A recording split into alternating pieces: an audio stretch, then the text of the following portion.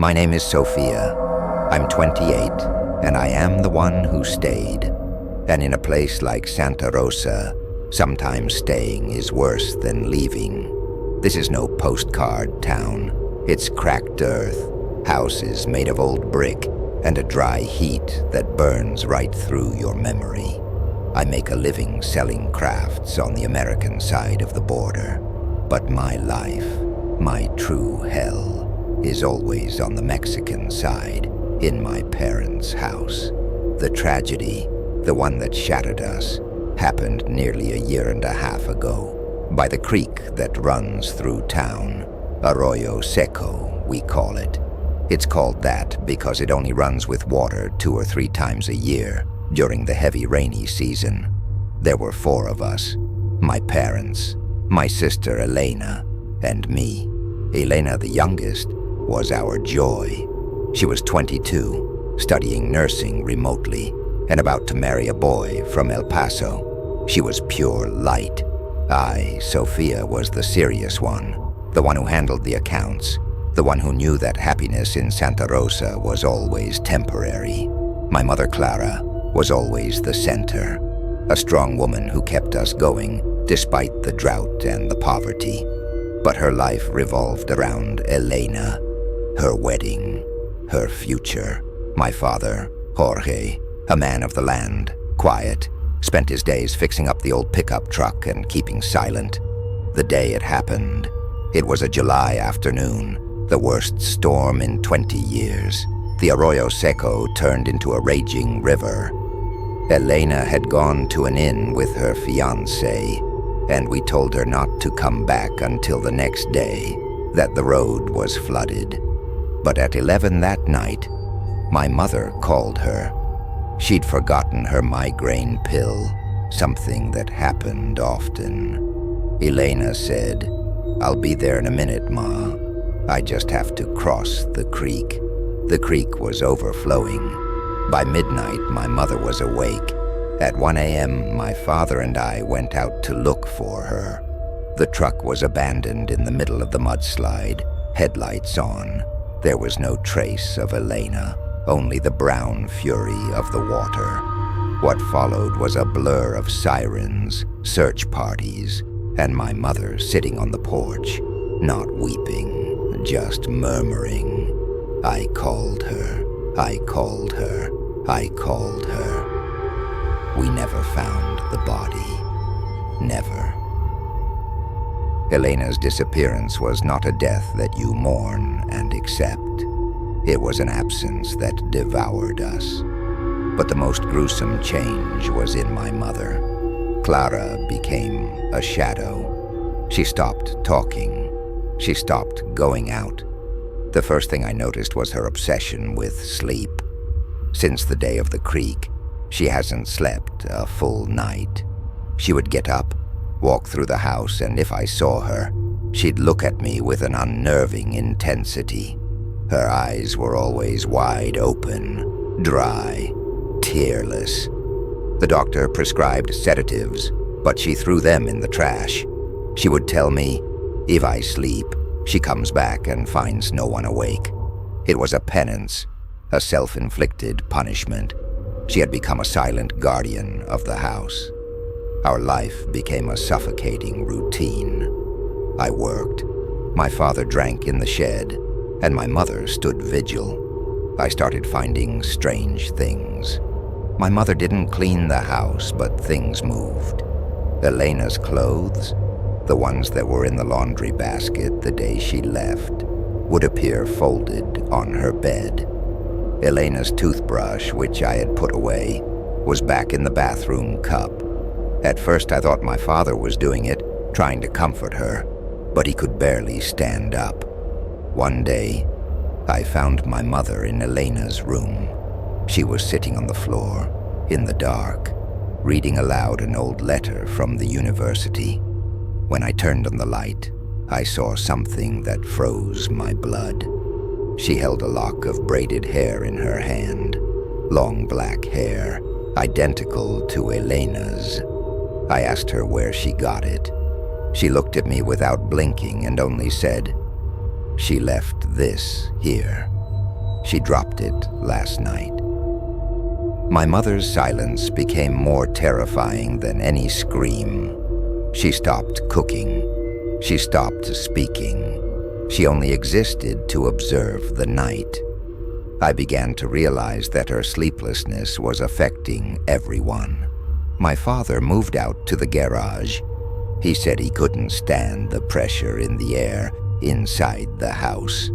I started having vivid, repetitive dreams with the sound of water hitting a hard surface. I'd wake up screaming, but my mother was always there, in the hallway, watching my bedroom door. One afternoon I came home from work and found her in the kitchen. The refrigerator was open, and she was taking out a glass full of murky, muddy water. I asked her what it was.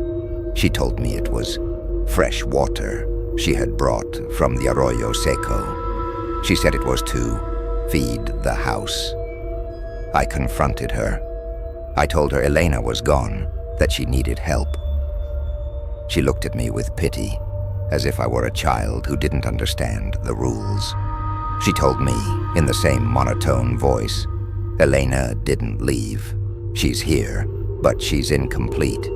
If I sleep, the darkness takes her. From that moment, the house felt inhabited by three: me, my father, absent in the garage, and the silent presence of my mother and something else. Clara's obsession with Elena's belongings grew. I found her underwear clean and folded in the exact spot. Her bed sheets changed. It was as if someone was caring for my sister's things with ritualistic meticulousness. The climax came one morning. It was 3 a.m. I woke up to the sound of dry weeping. I went downstairs to the living room and saw my mother in her armchair.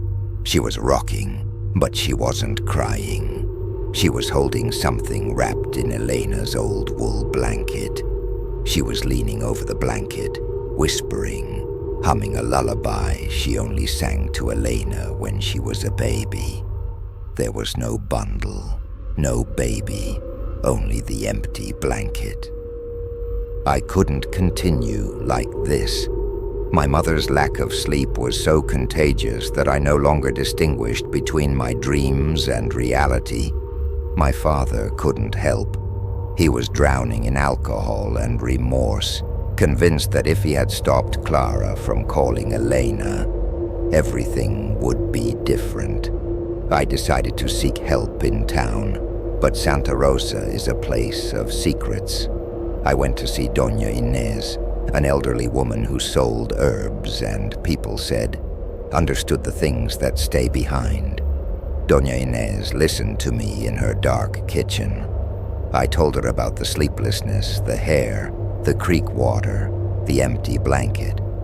When I finished, she poured me a bitter tea and looked at me with tired eyes. Your mother isn't sick, my child. Your mother is guarding a doorway, she told me without hesitation. Grief broke her. By not finding the body, the earth didn't take her completely. Something of her returned with the water and got tethered to the strongest will. Your mother's.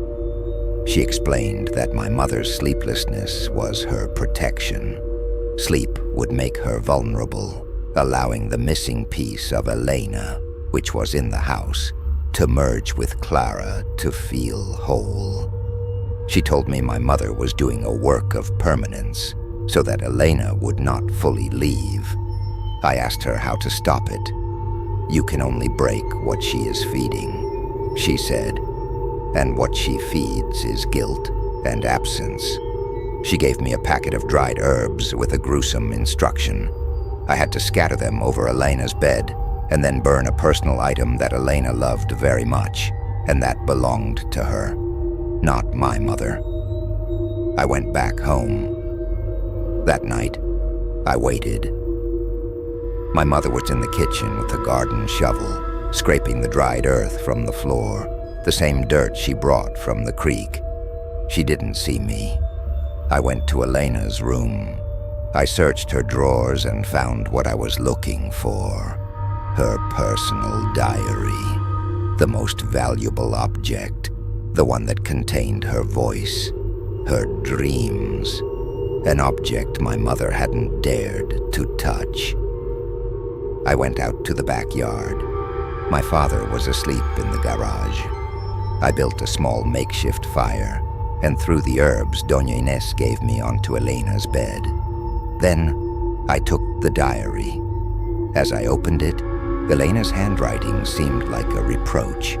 I lit a match and brought the flame closer. As the paper was consumed, I didn't hear the crackle of the pages, but a sharp screech coming from inside the house. I ran to the living room. My mother was standing rigidly, watching the fire in the yard through the window.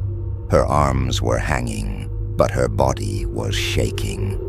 "What did you do?" she whispered, and this time, the voice wasn't only Clara's, it was double, deep and high-pitched, all at once. In that moment, Clara collapsed. She fell to the floor. I carried her to her bed, exhausted.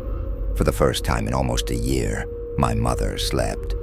The silence in the house was deafening. I sat by her side, feeling the thick air and the dry heat. Hours later, my mother woke up. She looked at me, and her eyes, finally, were crying. A real, deep cry, the one she hadn't shed in 12 months. She cried for Elena. She cried for the abandoned truck. She cried for the phone call. My mother, Clara, recovered. She started talking again, started cooking again. The atmosphere in Santa Rosa lightened. My father came back home. But sometimes when I'm alone in the house, I hear a faint whisper. A whisper of thanks. Sometimes I find my crafts, placed in an order that isn't mine, with the price tag turned outward, ready for sale. And sometimes, in the backyard, in the dry earth, I find small violet-colored flowers that don't grow in this climate. Fresh flowers with drops of dew that look like tears. The Arroyo Seco never flooded again. My mother says she has finally rested. I know she sleeps, but something of Elena didn't fully leave. I broke the doorway, but I didn't break the connection. Now the house has 2 guardians, and I know that if I leave, if I dare to move away from Santa Rosa, she will be there to pick me up in pieces and keep me awake forever.